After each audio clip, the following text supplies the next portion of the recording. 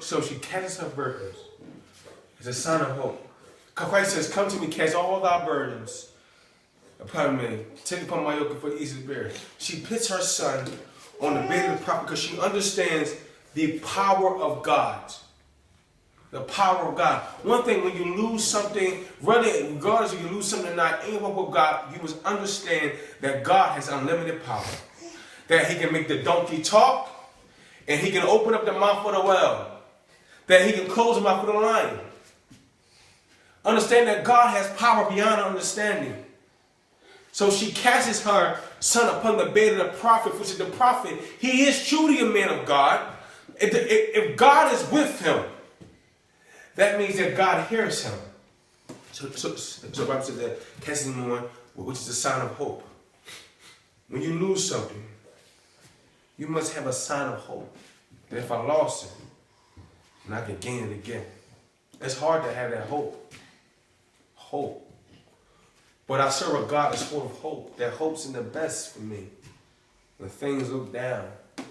When the world says I'm not nothing. And life says I'm stupid and I'm going to fail. He says I hope for you in the best way. So she casts him on the bed and she shuts the door behind her. And she went out and she says to her husband, okay, number two is, number one is you cast your burdens. Number two is you never look back. She shuts the door behind her. It's signifying that what I have lost, I won't focus on. I won't be like this. Instead, I'm going to walk forward. Because if you don't walk forward, you become stuck. And when you become stuck, you get into them slumps. And them slumps lead to depression, anxiety, worry. These are all kind of mental issues, all kind of emotional issues, all kind of physical issues, all kind of spiritual issues. She goes forward. She never looks back. After you cast upon the burden of God, casting on God, never look back. So she says to her husband, listen, my son is dead. I needed one of your servants. I need a donkey. I need to go meet the man of God. Okay? Now, I want you to understand this. She said, give me a young man. Let me go. So her husband says in verse 23, understand his son is dead. Her husband says, so he said, verse 23, why are you going to him today? It is neither the new moon, hold on 1 second, I got my young daughter. It is neither the new moon nor the Sabbath. And she said, all is well. I don't think he even knew. My bad. I don't think he even knew his son was dead. I don't think he knew. She said, why are you going to the man of God? It's not the new moon or the Sabbath day. She said, all is well. Number three is you always go seek God. Seek God. Seek God no matter what. Seek him. Seek him. Don't seek your friends. Don't seek your spouses. Don't seek the drugs, the bars, social media. Don't seek them things. The first thing you should always do is seek God. She goes after him, the man of God. And they're getting a donkey. And she's riding and she's there. She's there. She says, let nothing stop you. She says to the young man, keep on going forward. Don't let nothing stop you. Just keep on riding. And while she's riding to Mount Carmel. She's riding there. And as she's riding fast, Elisha sees her from afar off. Says, Gehazi, is that not the woman who we have helped?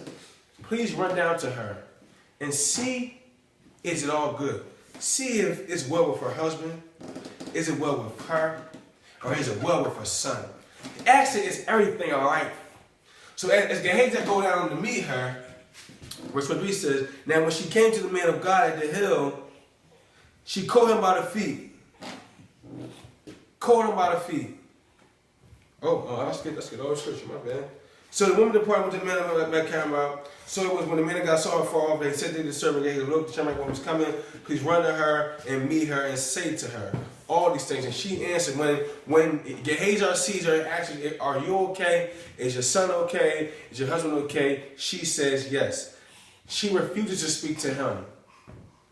Let nothing prevent you from moving forward. Okay? That's number 4. Number 1 is cast your burdens on God.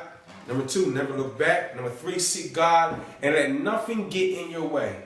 Nothing prevent you from moving forward. Nothing. Not a friend, not a foe, not a loved one. I don't care who it is. Let nothing get in your way. Okay? So when Gehazi asks her, number 5 is that she stays positive. She says, all is well. All is well. Even though you have lost something, you must say, all is well. I lost my house. All is well. I lost my health. All is well. I lost my friends, but all is well. I lost my marriage. All is well. I lost my child. All is well. I lost my job. All is well. I tell you right now, it's hard to stay positive when you lose something. But if you understand the magnitude of God's power, how powerful God is, it becomes easy to stay positive. She says, hey, Gehazi, I tell them, all is well. And she keeps on riding.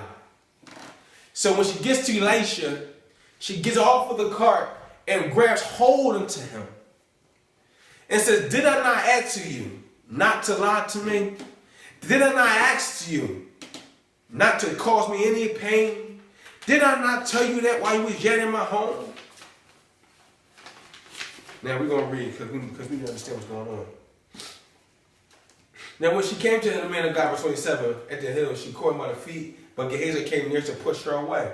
But the man of God said, let her alone, for her soul is deep distress, and the Lord has hidden it from me, and has not told me. So she said, did I ask a son of my Lord?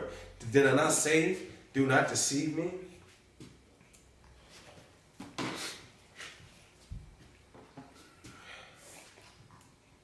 She stays positive. She doesn't tell her husband. She doesn't tell her servant, who's driving her. She doesn't even tell Gehazi. But she tells the source. Number 6 is, when you lose something, don't go to the retailer. Go to the manufacturer. Go to the source. Speak only to the source. And she says, Elisha is the source. Then I must speak. Now when she gets there, she grabs him to his feet, and Gehazi tries to kick her off. See, but she's still holding on tight. And he says, hold on, Gehazi, leave her alone, for she's in deep distress. Watch. And he says, and God has hidden it from me. Elijah is a man of God in this time. He has elevated his top notch with God. He has a double portion of Elijah's spirit in him. And God has hidden it from him. God has hidden from him the very thing that's going on. Why? Why? We're going to find out why. So she says, my son basically is dead. And she says, Gehazi, take my staff, go over there, and touch him on the top of his head. Gehazi done this. While he's running to there, the woman said, I refuse to go back unless you come. Number 7, be persistent. Remember in the beginning, she shows a persistent individual. She shows to be persistent. For she persuaded the man of God to come into her house. Now she tells him to come again because she refused to leave him behind. Be persistent. So as he's coming and as they're leaving, Gehazi is coming back and saying, I did all he told me to do, Elisha, but the boy is not waking up. So Elijah goes up to the house. He goes up to the house. I'll put my daughter up. He goes up to the house. He goes up to the house. He goes up to my young daughter. I'm sorry. We start from the bottom. That's how things happen. He goes up to the house. The Bible says he closes the door and he begins to pray. And then the Bible says that he lays himself on the boy, hand in hand, mouth to mouth. He lays on him, and the boy becomes warm. The Bible says he gets up and he walks out of the house, walks back and forth in the house. And he goes back up again, lays himself on the boy again. Now understand that Elijah does three the double miracles as Elijah has done. Elijah has done this before. And earlier, in his early ministry, he's done this before, waking the dead up. So he goes back, he touches the boy again, he lays on hand in hand, mouth to mouth, all kind of things, out of eyes. And he does it, and the boy sneezes 7 times. And he says, call the mother. And the Bible said that when she came in, she bowed down before him, thanked him, picked her son up, and kept on going. Now the question is, God, if you gave me something and I lost it, only for you to give it back to me again, what is the point? See, everything that you lose is not lost forever. The thing that God has given you, you must lose it for a purpose. And then we'll bring it down to you.